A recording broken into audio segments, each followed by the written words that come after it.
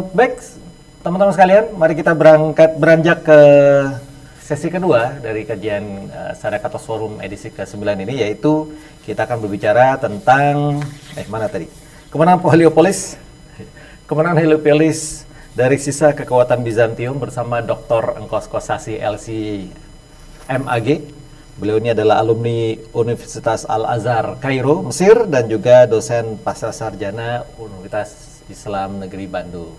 Dan ini sedikit CV beliau bisa dibaca. Beliau juga aktif dalam Persatuan Umat Islam atau PUI Jawa Barat. Mari kita sapa. Assalamualaikum Ustaz Engkos. Waalaikumsalam warahmatullahi wabarakatuh. Sehat Ustaz ya? Alhamdulillah. Sehat, alhamdulillah. Mohon maaf nih tadi. Nggak apa-apa. Masih di jalan. Iya. Gimana kondisi di sana? Kalau di Jabodetabek lagi hujan nih sepertinya, hujan lebat. Sama lagi hujan juga ini. Ya, semoga membawa berkah ya. Ya, baik Ustaz, langsung aja agar tidak membuang banyak waktu. Tafadhol Ustaz, kita membahas mengenai kemenangan Heliopolis dari sisa kekuatan Bizantium. Silakan. Bismillahirrahmanirrahim. Assalamualaikum warahmatullahi wabarakatuh. Waalaikumsalam warahmatullahi wabarakatuh. Sahabat-sahabat jamaah Forum Sodakoh Sadaqah Talks Forum. Sadaqah Talks Forum. Sodakoh Talks Forum. Iya. Atau forum ngobrol-ngobrol ya. bersama Sadaqah. Ngobrol bersama ya tentang Sodakoh. Maharakallah. Yang pertama tentu Ustadz Rafiki Sayyid Al-Muhtaram. Terima kasih nih karena wasilah beliau saya bisa gabung dengan Sodakoh Talk Forum ini, STF ya. Yeah.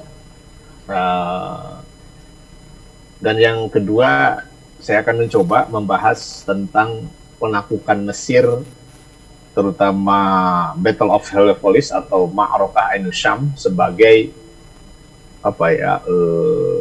bentuk dari keberanian ataupun semangat pengorbanan yang sangat-sangat amazing.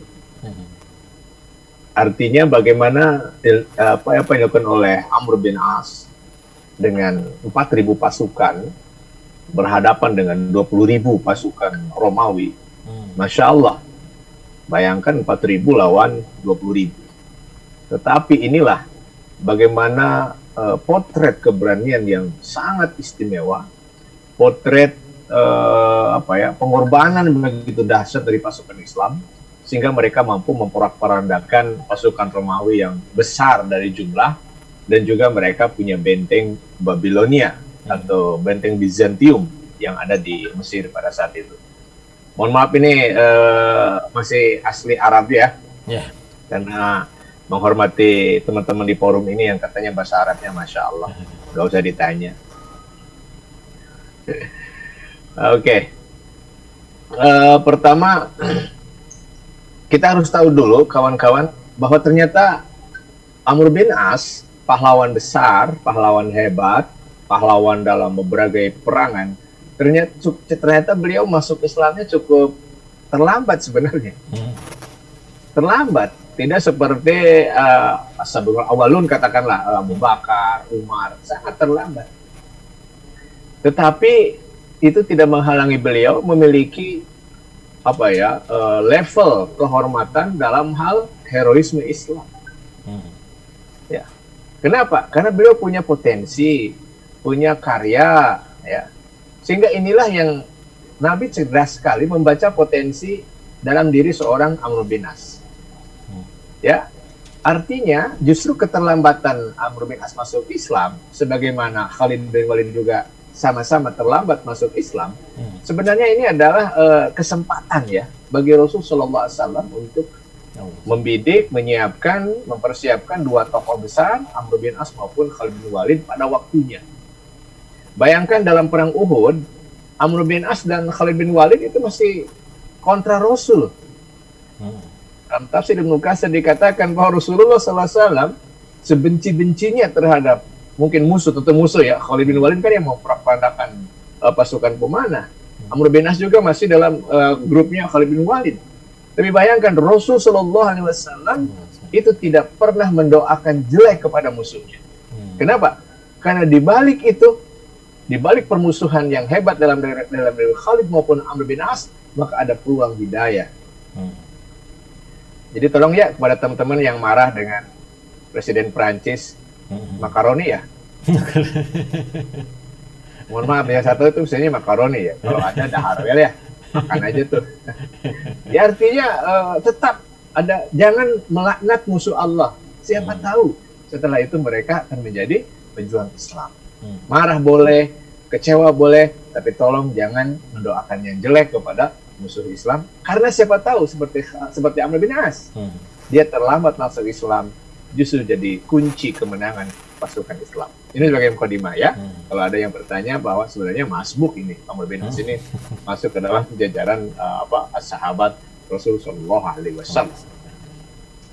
Artinya, makanya ketika Nabi menerima keislaman Amr bin As, beliau langsung tidak ragu lagi mengangkat seorang Amr bin As menjadi qaid alias komandan dalam beberapa saroya. Tahu saroya kawan-kawan? Saroya adalah perang yang Rasul tidak ikut, alias mungkin operasi kecil.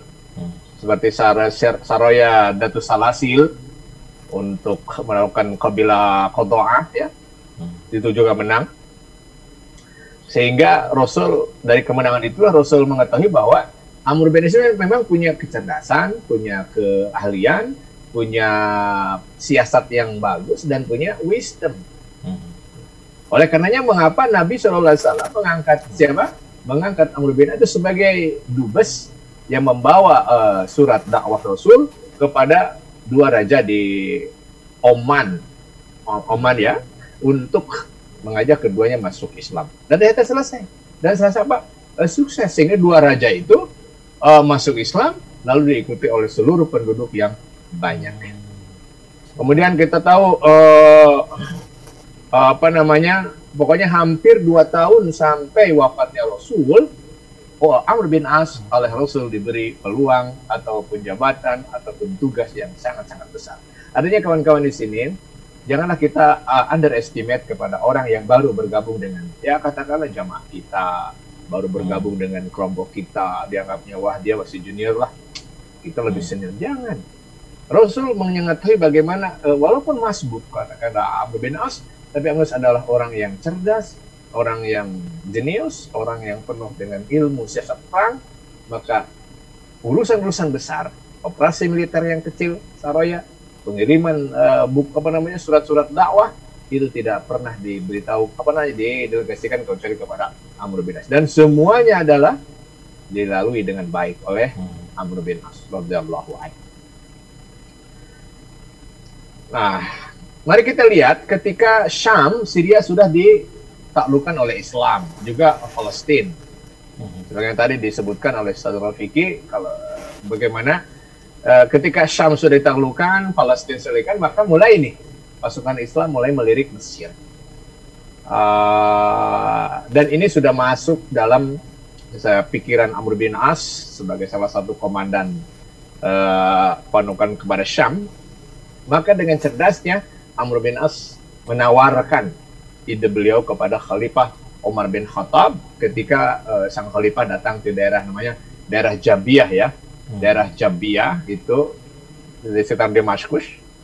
Ketika itu Rasul Umar bin Khattab tentu dalam perjalanan menuju Palestina untuk menerima kunci Baitul Maqdis ya. Nah, kita lihat bagaimana dialognya katanya. Begini, beliau berusaha memberikan alasan kepada Umar bin Khattab bahwa Mesir itu kalau ditaklukkan oleh kepemimpinan Muslim, maka ini memiliki kepentingan strategis. Bisa menjaga ketentraman, menjaga kedamaian di Syam. Kenapa? Umar juga Amr bin As menyadari bahwa pantai-pantai Suriah, pantai-pantai Palestina itu tidak akan aman selama ada kapal-kapal perang Romawi yang biasa berlabuh di Mesir. Pada awalnya sih Umar bin Khattab agak gimana ya? Kayaknya gimana ini jenderal? Pokoknya gitulah, masih tarodun katanya, apa ya, masih masih bimbang Umar bin Khattab. Terima nggak ini ide ini? Maka, tetapi setelah dibujuk kedua kali dan ketiga kali, barulah Umar bin Khattab mengiyakan alias menyetujui permohonan atau ide Umar bin As untuk melakukan Mesir pada saat itu. Baik. Berapa pasukan yang dibawa oleh Amr bin As yang bergerak dari daerah Qaisariyah, Syam,